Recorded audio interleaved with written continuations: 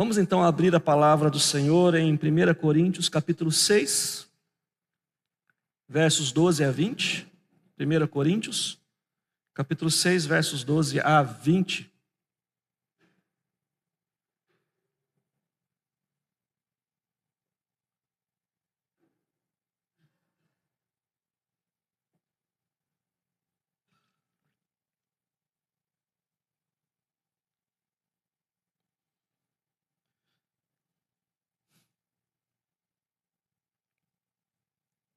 Eu vou ler o texto, acompanha a leitura na sua Bíblia ou na projeção.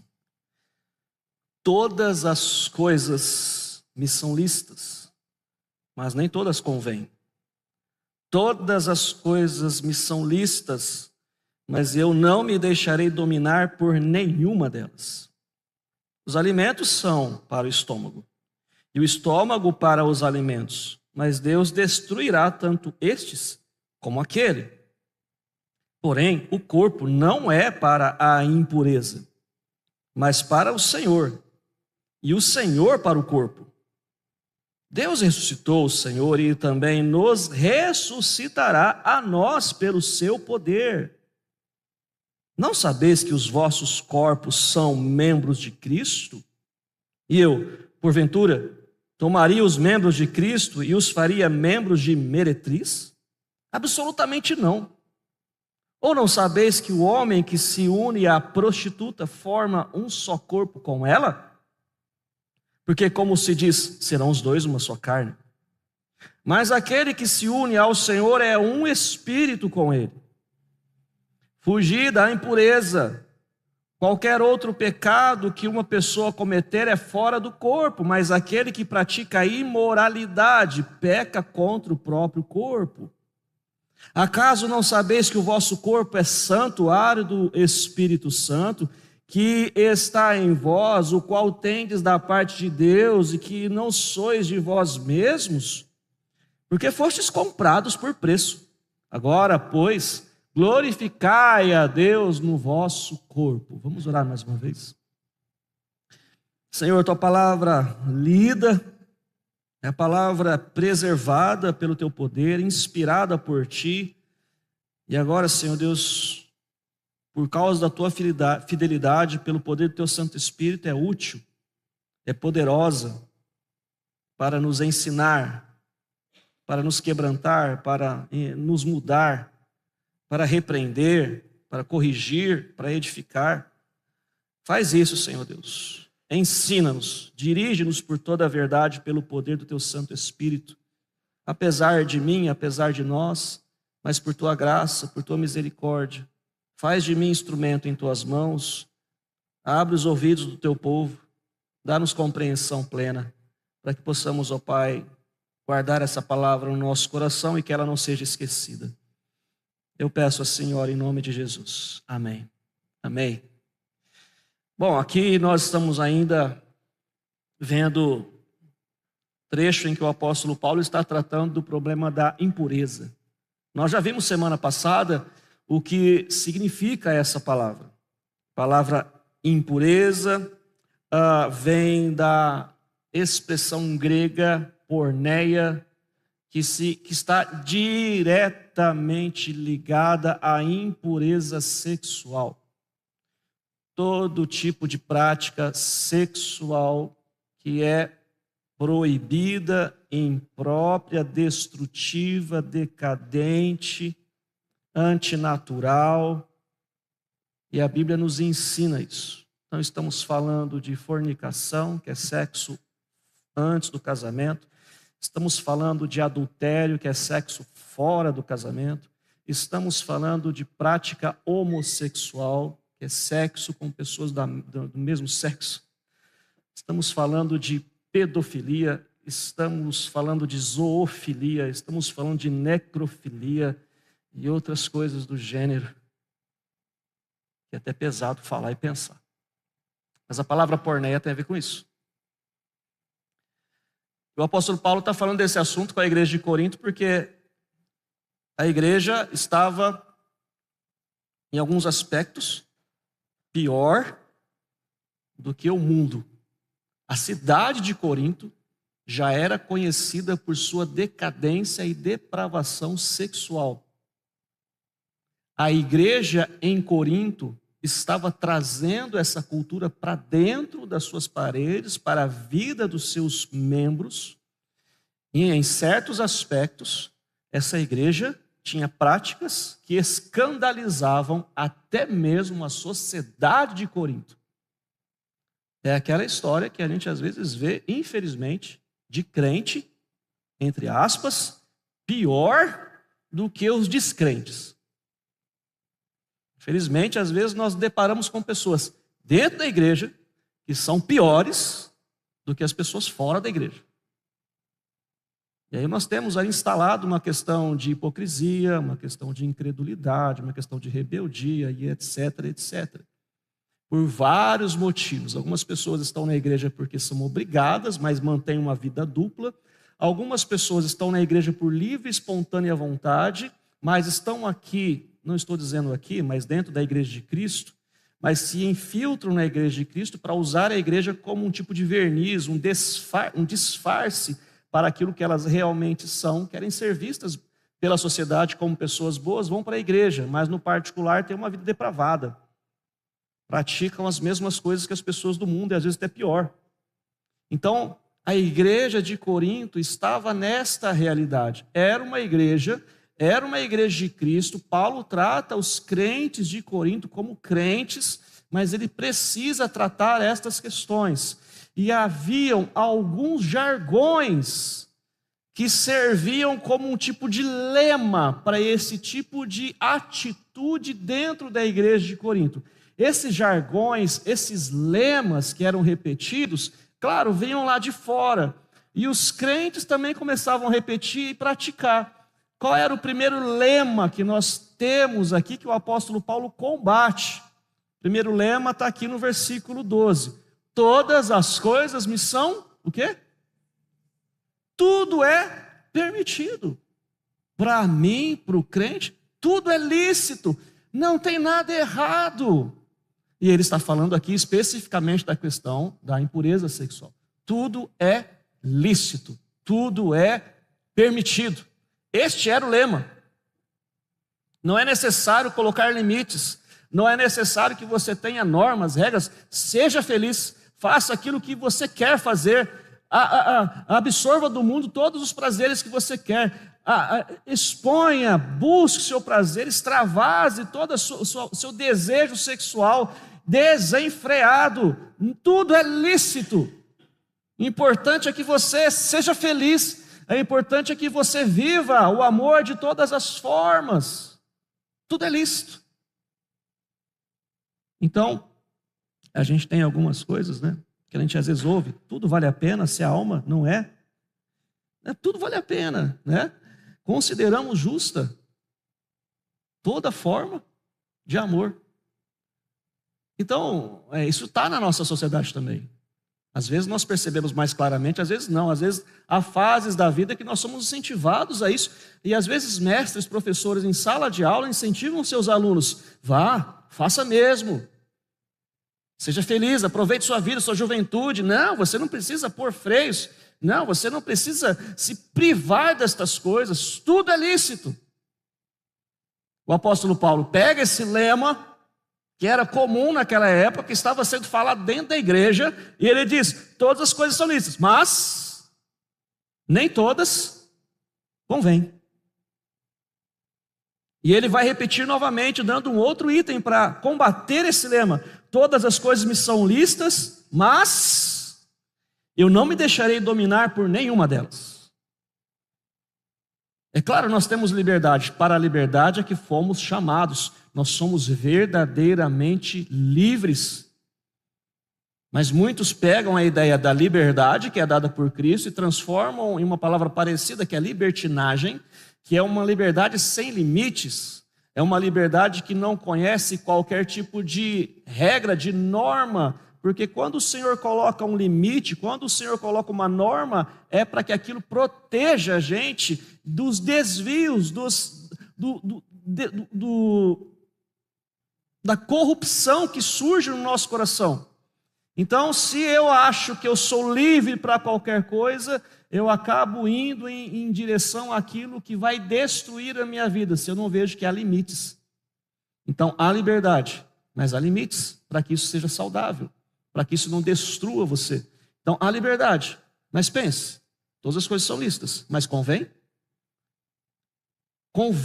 Ser conveniente aqui tem a ideia de carregar. Você vai carregar isso mesmo na sua vida? É lícito, mas você vai pegar isso para você? Convém você carregar isso com você? Isso vai ser um peso? Isso vai ser alguma coisa destrutiva na sua vida? Você vai realmente carregar isso? É lícito. Mas se eu falar para você, é lícito você ir para casa e carregar qualquer coisa. É lícito você sair daqui, pegar o saco de lixo, estar dentro daquele tambor cheio de comida estragada e levar para casa? É lícito? Convém, aliás? Eu não vou te impedir se você quiser fazer isso, mas se você quiser pegar um saco de lixo com comida estragada, fétida, com aquele caldo azedo, mas eu sou livre. Eu levo para minha casa o que eu quiser, na verdade.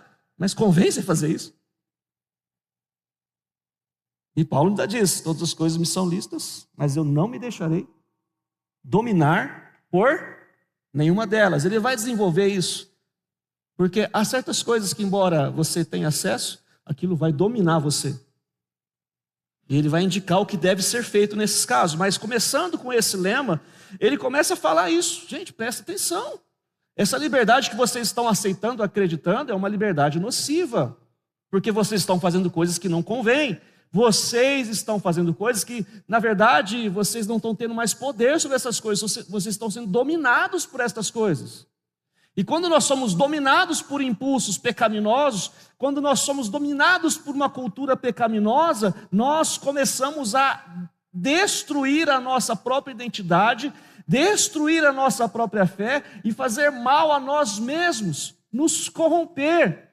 Aquilo que Deus fez como algo bom, algo que seria aceitável, algo que seria felicidade, que é o sexo, aquilo que Deus criou para a felicidade do homem e da mulher dentro do casamento, para que haja vida, para que haja alegria, para que haja prazer e para que dali surjam os filhos. Isso que Deus criou é tirado desse contexto e colocado em outros contextos em nome de uma suposta liberdade, e aí vem as dores. Aí vem a lamúria, vem toda a questão de doença, vem toda essa questão de destruição. Uma vez eu ouvi, nós vamos tratar isso aqui, a questão da relação sexual, do sexo, quando as pessoas, na verdade, elas não têm essa questão do casamento, mas vivem vários e vários casamentos, vivem vários e vários relacionamentos ao longo do tempo. E não é um namoro, é um relacionamento com envolvimento sexual, é um casamento sem a cara de casamento. Não casa no cartório, não vai à igreja, mas vive junto. Então as pessoas têm um relacionamento, tem outro. E o que acontece? Algumas pessoas são como verdadeiras coxas de retalho. Porque quando você tem uma vida assim com alguém, você se une a essa pessoa. E quando você rompe, você rasga o relacionamento.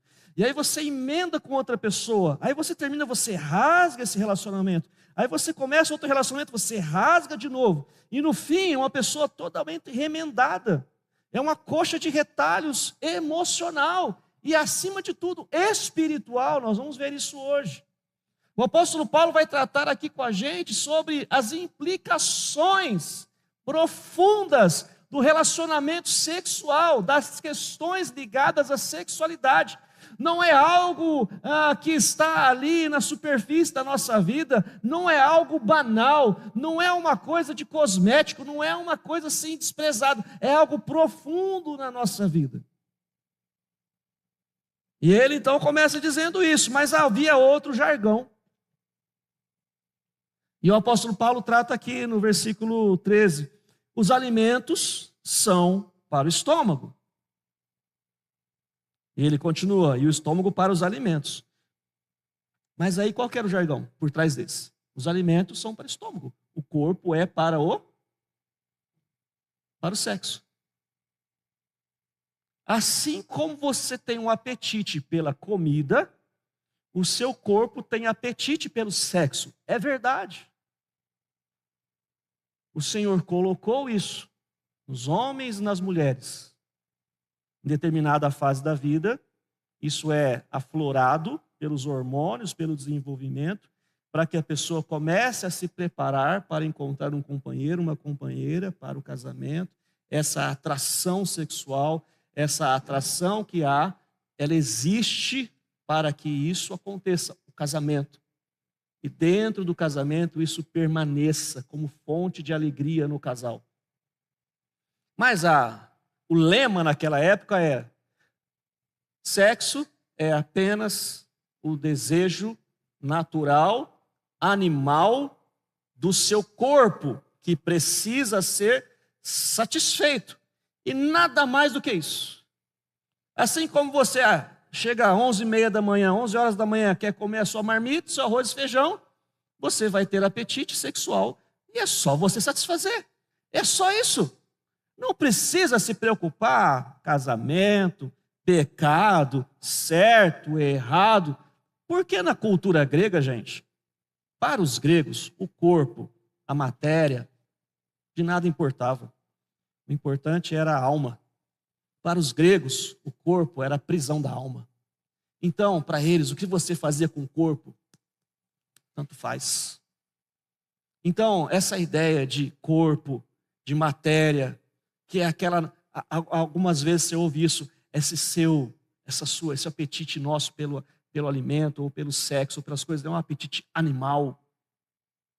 Assim como os animais, nós também. Então, por que nos privar disso? Por que privar um adolescente disso? Por que privar um jovem disso? E algumas pessoas ainda defendem, por que privar as crianças disso? E essa questão é tratada desta forma, de forma tão suja, tão banalizada, tão precária, que é a própria sexualidade humana, tratando isso apenas como um impulso animal, como um tipo de apetite que você pode satisfazer. Você está com fome, um pastel, pode ser coxinha, pode ser um sorvete, tanto faz, é só fome. Apetite sexual, tanto faz. Se é com homem, se é com mulher, se é com a sua esposa, se é com a amante, se é no prostíbulo, se é Naquela época haviam prostitutas no templo. Se você vai ao templo e se deita com uma prostituta cultual, tanto faz. Ninguém se importa com isso. Este era o lema. E a igreja estava vivendo esse lema. E a sexualidade era tratada de forma banal e vivida de forma banal. Mas hoje não, né, gente? Hoje a nossa cultura, ela valoriza a questão sexual. Ela restringe o sexo ao casamento, é isso? Ela ensina desde cedo às nossas crianças que elas devem respeitar o corpo delas, que elas não precisam expor o corpo delas com sensualidade, muito menos nas redes sociais, né? É muito raro você ver uma criança, um adolescente expondo o seu corpo nas redes sociais, porque nós todos sabemos, a sociedade entende que isso é nocivo. É isso mesmo, gente? Ou é o contrário?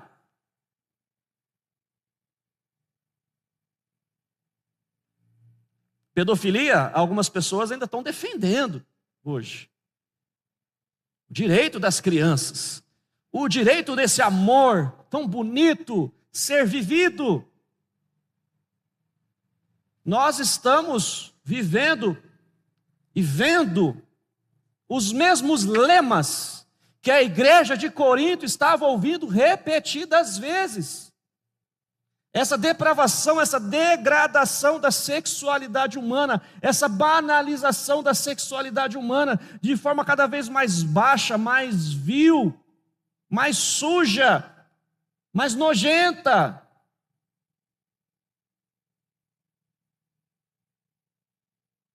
Então a gente às vezes se escandaliza, né? Com as músicas.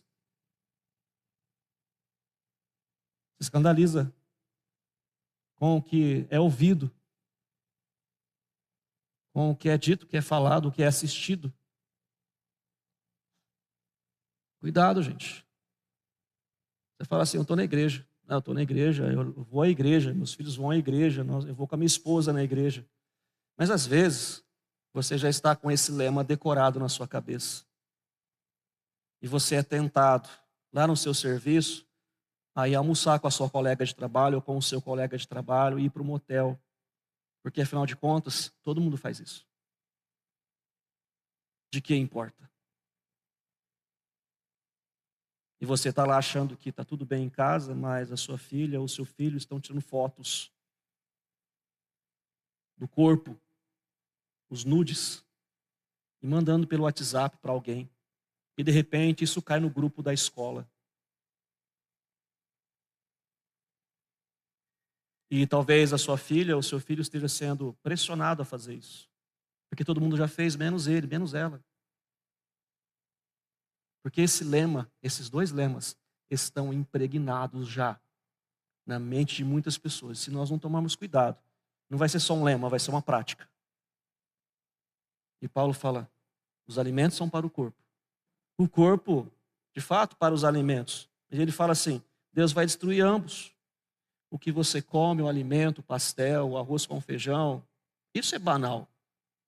Você pode até comer, é claro que tem o pecado da gula, né? Mas a comida não é isso que contamina o homem. Jesus mesmo disse isso. Deus vai destruir tudo. O dia que você morrer vai ficar aí seu corpo, e não importa o que você se alimentou. Mas quando o assunto é impureza sexual, o assunto é diferente. Paulo muda o tom aqui.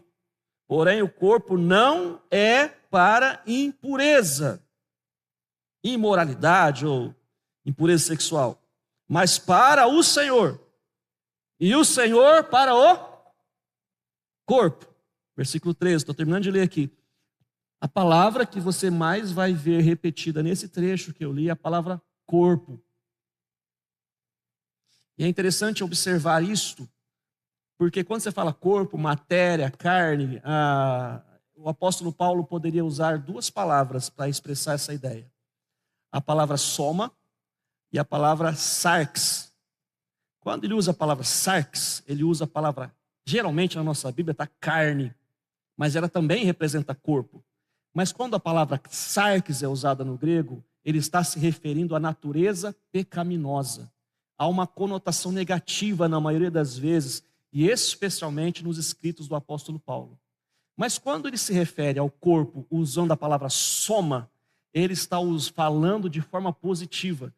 Deus nos criou corpo, é o corpo vivo, existente, é o corpo de Cristo, é o corpo que é a igreja, somos nós vivos. Deus ressuscitará o nosso corpo, não a nossa natureza pecaminosa, mas nós ressuscitaremos corpo, alma incorruptíveis. E se não me engano, 8 vezes que aparece a palavra corpo aqui, ele está usando a palavra soma. Ou seja, é uma ideia positiva a respeito de que você é hoje, não apenas na ressurreição.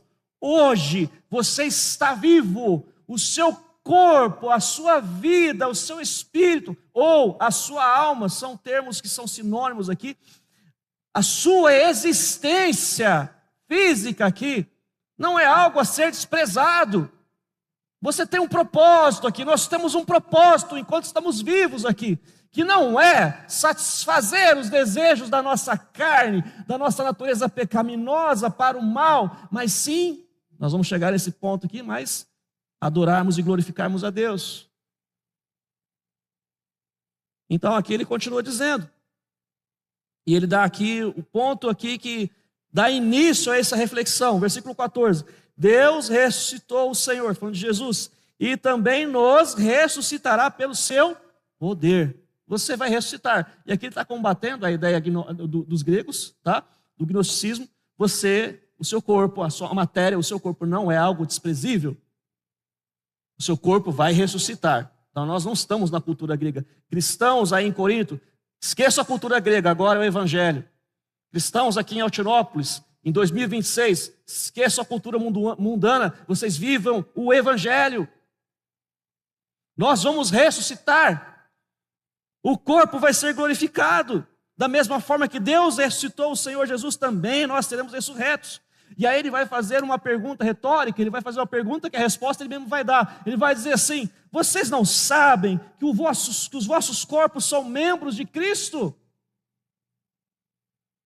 Nós estamos ligados a Cristo, seu corpo, sua alma, soma.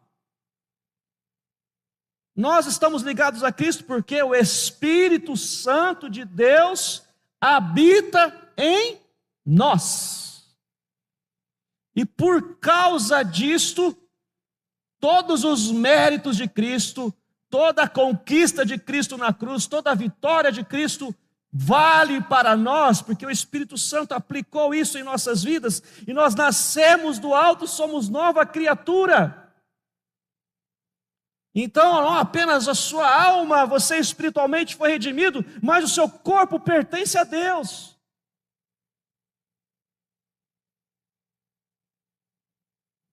E aí ele vai fazer uma pergunta aqui, que, é claro, uma pergunta bem absurda. Uma pergunta bem assim, dura de ser ouvida, mas ele tem que perguntar para aquele povo, para aquelas pessoas: por acaso, você tomaria membros de Cristo e os faria membros de meretriz? Você imagina pegar a santidade dos membros do corpo de Cristo e uni-los a uma prostituta? Se a palavra impureza é porneia, a palavra prostituta ou meretriz aqui é pornos. É o mesmo princípio. Aqui está meretriz, mas a gente pode aplicar essa questão, essa nomenclatura, para qualquer tipo de relação sexual impura e imprópria. Você uniria o corpo de Cristo com uma prostituta? Você uniria o corpo de Cristo com um relacionamento adúltero?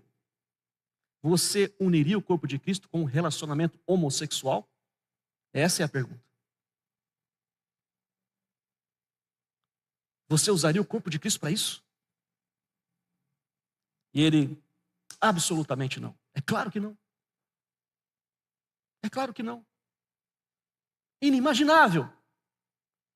É uma blasfêmia. Imaginar uma coisa dessas?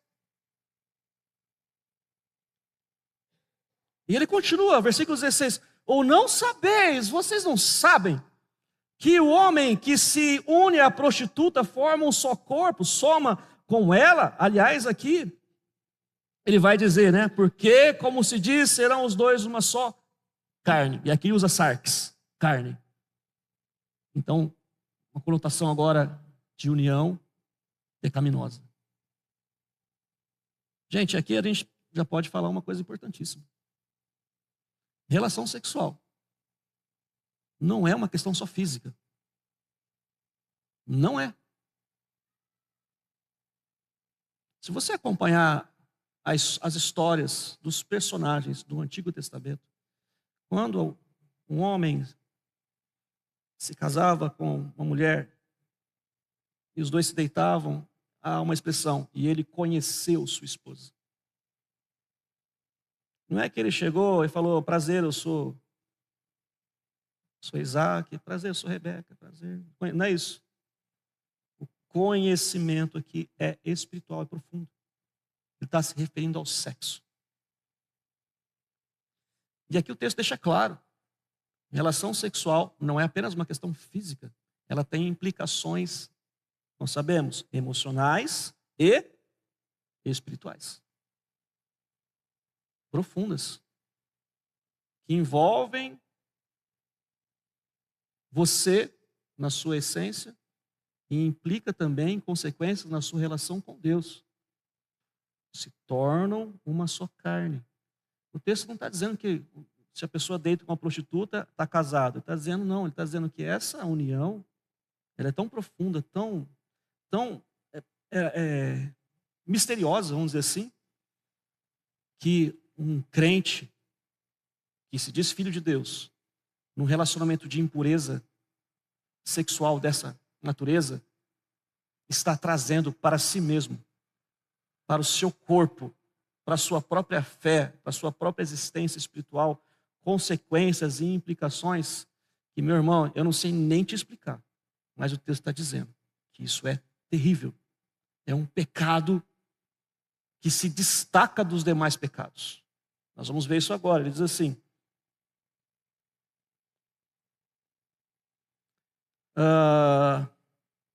versículo 18. Antes de falar isso, ele dá uma dica para a gente. Versículo 18 começa como? Fugir da impureza. Poderíamos falar, fujam sempre da impureza. Antes de falar o porquê. Fujam e continuem sempre fugindo da impureza. Não sei se você percebeu, mas lá em 2 Timóteo, onde nós lemos, ele diz assim, o apóstolo Paulo diz a Timóteo, foge de homens desse jeito. E aqui ele está dizendo, fujam da impureza. Há certas coisas que a Bíblia diz que nós podemos lutar. A Bíblia diz que nós devemos resistir ao diabo. E ele o que, gente?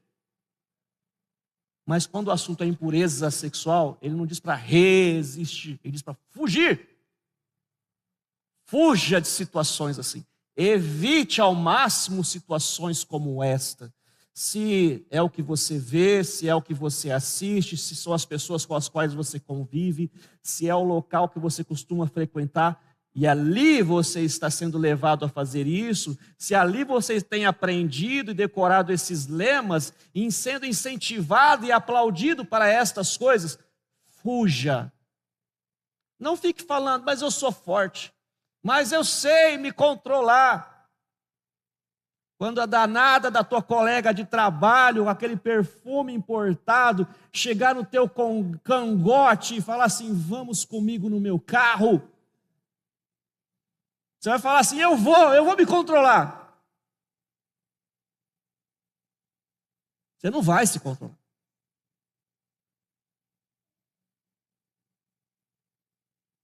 Aquele homem cheiroso, trabalha lá com você,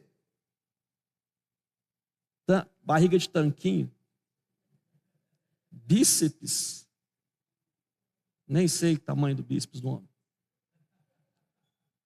Cabelo cortadinho, óculos importados, Ray-Ban, né? Perfume daqueles que de longe já cheira e a irmã já dá aquela tonteada. Uhum. Teu marido nem sabe onde vende aquilo. Ô, minha querida, não vai de ônibus não, eu te levo no meu Jeep, no meu Tesla. Nem tem isso aqui no Tinópolis ainda. Vai não, meu irmão. Mas eu sou crente, sou fiel a Deus, eu vou. Não vai não. Foge. Foge. É cilada. Lembra de José, né? Na casa de Potifar, a esposa de Potifar, deita comigo, José, vem cá, José, ninguém vai saber, José. A mulher já ia arrancando a roupa de José, que ele sai correndo, larga tudo para trás. Foge. E eu não estou falando só de tentação sexual em termos heterossexuais. Você vai ser tentado também na área homossexual. Cuidado, foge dessa impureza, foge dessas situações, foge desses ensinamentos, desses estímulos, foge desses ambientes onde o glamour está na impureza, na imoralidade. Cuidado, foge. Conselho bem claro, bem direto. E ele vai dizer, olha, presta atenção, qualquer outro pecado que uma pessoa cometer é fora do corpo. Soma. Ele está dizendo aqui, esse pecado da impureza sexual, ele é diferente. Qualquer outro pecado você comete fora do corpo. Aqui ele está dando uma situação para a gente que esse pecado aqui, ele não é apenas um pecado que acontece na nossa vida. É claro que os pecados que nós cometemos interferem. Você pode ter um pecado do vício, o pecado da bebedice, o pecado de outras coisas, que, claro, vai atacar seu corpo. Mas ele está falando aqui de um pecado que ataca a essência, o propósito do seu corpo diante de Deus. É um pecado profundo no soma, no seu corpo, na sua existência. Não é só na matéria, não é só uma questão que estragou meu pulmão, não é só uma questão que trouxe um problema no meu cérebro, na minha... Não, é um problema que atravessou a sua vida física, atingiu a sua essência espiritual, sua vida espiritual, e comprometeu você dessa forma profunda. E se é profunda a ferida, se for curada, a cicatriz demora. E ele diz aqui, cuidado, porque qualquer outro pecado que uma pessoa comete é fora do seu corpo. Mas aquele que, olha só, qual a palavra que está aí? Aquele que o que, gente? Pratica. Então não fique se culpando se você está sendo tentado a fazer isso. Se você está sendo tentado e se você está tendo pensamentos recorrentes sobre isto, lute contra isso. Aí sim, foge das situações em que você vai ter oportunidade de fazer, de praticar. E busque no Senhor, busque ajuda para que você possa lutar contra esses pensamentos e ser liberto desses pensamentos. É possível. Mas o texto está falando aqui, se você está praticando, aquele que pratica a imoralidade peca contra o próprio corpo. Então esse pecado aqui, ele é, na verdade, uma blasfêmia, não apenas contra Deus, mas contra você mesmo. É um desvio da sua natureza, da sua essência. Vai trazer dores, vai trazer profundas feridas em você mesmo. Porque relacionamento sexual, impureza sexual, não é apenas uma questão física, é uma questão que ultrapassa os nossos conceitos físicos e atinge a nossa alma, atinge o nosso coração, atinge nossa vida emocional e de uma forma muito profunda. Se o casamento é um mistério, como diz o apóstolo Paulo em Efésios, esse pecado, ele entra nessa questão do mistério. Esse pecado é contra vocês mesmos. Esse pecado é algo diferente.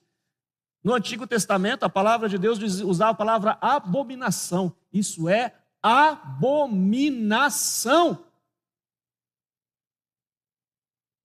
Então, há sim um peso distinto, uma consequência distinta para esse pecado. Por isso, pecado não é tudo igual. Cuidado com essa ideia. Pecado é pecado. Não, pecado é pecado, é verdade. Mas existem pecados mais profundos. Existem pecados que trazem consequências mais profundas. E ele está dizendo aqui, esse pecado é um pecado contra o seu próprio corpo. E é um pecado que atinge você de uma forma tão distinta, tão profunda, que não é como os demais pecados. Não é como o pecado da idolatria, do vício, não é como o pecado... Esses também são terríveis, são destruidores. Mas esse pecado atinge a soma, a sua existência de uma forma muito profunda. Tem perdão? Sim. Tem cura? Sim. Mas há uma ferida muito profunda.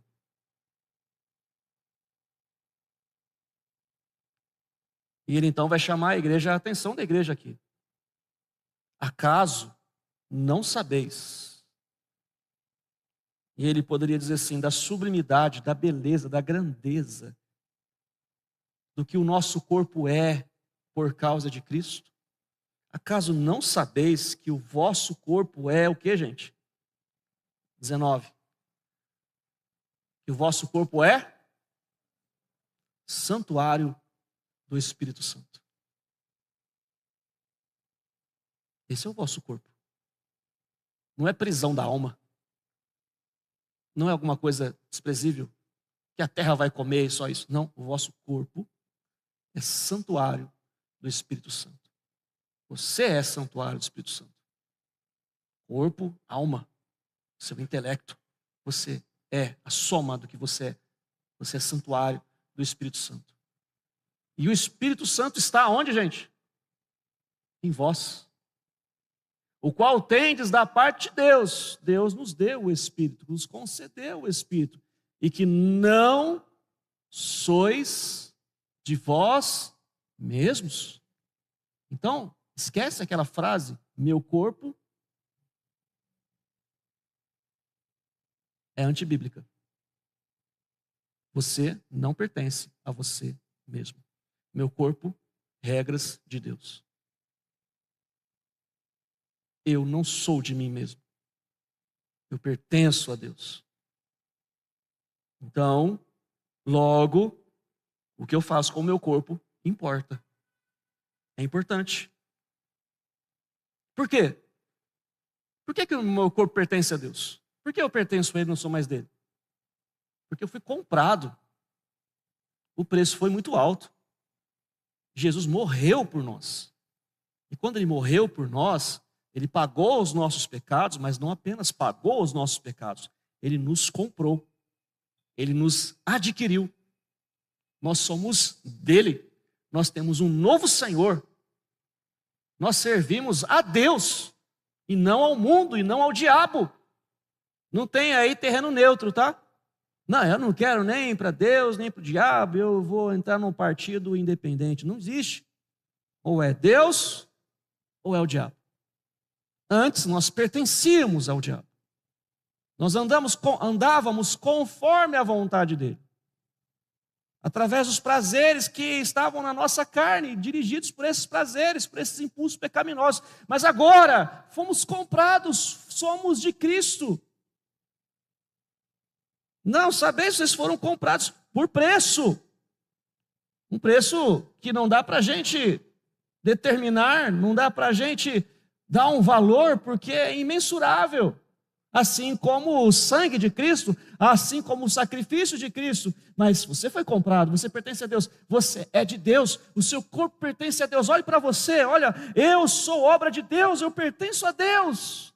Por isso Ele cuida de mim, por isso Ele me ensina, por isso Ele está comigo todos os dias. É por isso que o Espírito Santo habita em mim, para me encorajar, para iluminar meus pensamentos, para me dar visão, para me dar sonhos, para que a minha vida seja uma vida que agrada a Deus, mas uma vida cheia de vida, porque Ele me deu vida e me deu vida em o que, gente?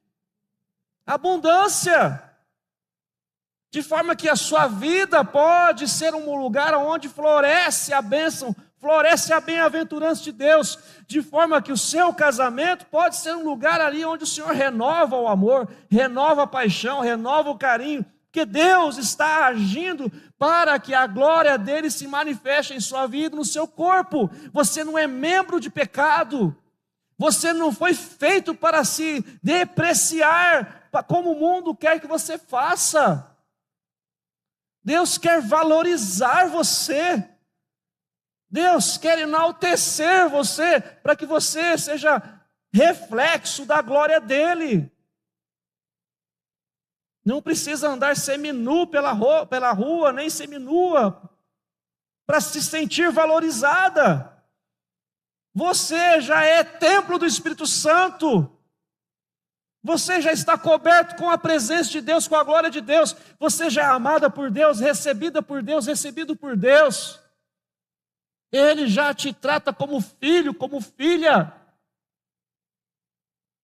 Nós estamos no reino de Deus, nós reinamos com Ele e reinaremos com Ele. Não jogue fora isso. Não ache que o mundo está certo. Não pense que seus amigos, seus colegas que estão nessa vida estão certos. Não ache que uma bebedeira vai resolver isso. Não ache que se você ficar com um monte de menino, um monte de menina, que vai ser legal para você. Não ache que se você abandonar seu casamento e começar outro casamento, que vai ser a solução dos seus problemas. Não é isso que Deus quer para você. Você pertence a Deus. E Ele sabe o que é melhor para você. Se você tem desejo no seu coração, você quer se casar, você quer que o seu casamento melhore, dobre o joelho e clame ao Senhor. Clame a Deus. Você quer ser aceito pelos seus amigos na escola? Talvez você não vai ser mesmo, não. Porque nós lemos agora há pouco, se você quer viver uma vida pura e santa, você vai ser o quê, gente? Perseguido. Há certos lugares que você não vai ser aceito e vai ser assim mesmo, e pronto. E às vezes está na igreja, E você vê que aquela pessoa não quer ter nenhuma proximidade com você. Por quê? Porque ela de fato não está ali realmente com o coração na obra, com o coração em Cristo. Mas o importante é que entendamos que a fidelidade dele sobre a nossa vida não muda. Que há perdão, sim. Que há como restaurar a sua vida no poder de Cristo. Mas não segundo o mundo, mas segundo Jesus, segundo Deus. E ele diz aqui, para encerrar, fostes comprados por preço. Agora, por causa disso, glorificai a Deus no vosso corpo. Glorificai a Deus no vosso corpo. Está casado? Ame sua esposa e seu marido. Tenha uma vida sexual rica, abençoada, feliz. Se o sexo fora do casamento, antes do casamento é proibido, dentro do casamento é ordenado. Preciso falar mais ou já deu para entender? Se você é jovem, busca o casamento, valorize o seu corpo, não se exponha. Não se entregue por banalidades, por pressão. Seja santo, porque Ele é santo. Glorifique a Deus o seu corpo. Glorifique a Deus o seu corpo nas suas atitudes, nas suas palavras, nas suas decisões, na adoração mesmo, no louvor, no levantar das nossas mãos, nas nossas orações, na nossa alegria. Transmita essa alegria, não só aqui na igreja, mas amanhã. Como é que você chega no seu trabalho, você fala bom dia, você chega com cara fechada, você sai batendo a porta, você chega na sua mesa ali, liga o computador, não fala nem oi para quem está do lado. Glorifica a Deus o seu corpo, seja simpático, seja agradável, procure mostrar para as pessoas que você está ali, não apenas para cumprir tarefas, mas para glorificar a Deus. Fala bom dia para as pessoas, começa desse ponto aí. Fala bom dia, como vai? Vai buscar um café? Quer um café também? Eu trago para você. Gentileza, brandura. Errou, pede perdão, pede desculpa, volta de novo, continua a vida, levanta. Em nome de Jesus. Eu acho que essa ideia e essa verdade bíblica para nós é inigualável. Nós somos santuário do Espírito Santo. O Espírito Santo habita em nós. Quando nós, de fato, profundamente entendermos isso, todo o resto perde a graça. Nada mais vai chamar a atenção. Tudo aquilo que a gente acha que é maravilhoso, grandioso, é pecado, a gente fala assim, o que é isso? Eu sou santuário do Espírito Santo. O Espírito Santo habita em mim e o Espírito Santo é fonte de alegria. Onde há o Espírito Santo, há liberdade, há alegria. Verdadeira liberdade, longe do pecado. Onde há o Espírito Santo, há coragem, há força, há poder, há inteligência, há discernimento. O Espírito Santo habita em você. E que Ele possa agora gravar essa palavra no teu coração. Eu convido você, se possível, a ficar em pé.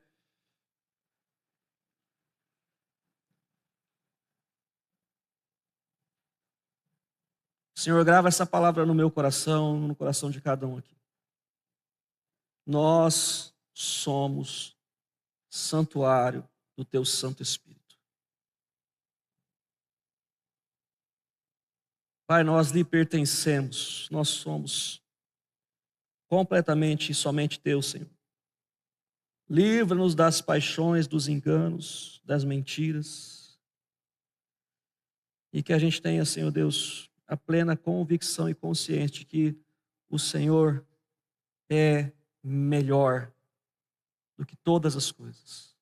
A tua graça é melhor do que a vida. E que isso possa confortar, encorajar, dar paciência, para que se saiba esperar, para que a impulsividade não nos leve ao prejuízo, ao mal, mas que possamos esperar em Ti e confiar em Ti, Senhor Deus. Tu és a nossa alegria, Tu és a nossa satisfação, Tu és a nossa vida. livra-nos do mal, perdoa os nossos pecados e leva-nos em tua paz e em tua segurança. Eu peço assim, Senhor Jesus, e oro em nome de Jesus. Amém.